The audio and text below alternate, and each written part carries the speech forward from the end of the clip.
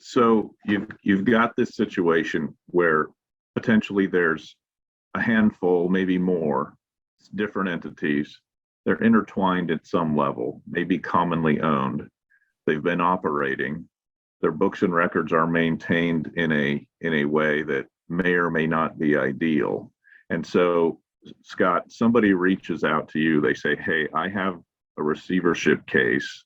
You would be a good receiver." And as much as you might be flattered, you might walk in and say, "This isn't for me." How do you evaluate the cases that are worth bringing as receivership cases, and how do you kind of separate those out from those that perhaps, notwithstanding the founder's greatest hopes, aren't worth it?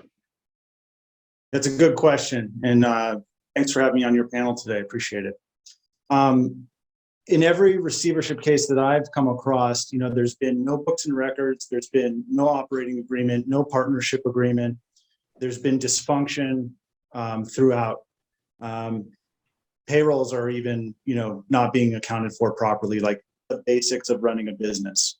So to answer your question, when looking at, which cases are good cases to take and which are duds, they're kind of, if they get to us, they're in a pretty bad spot.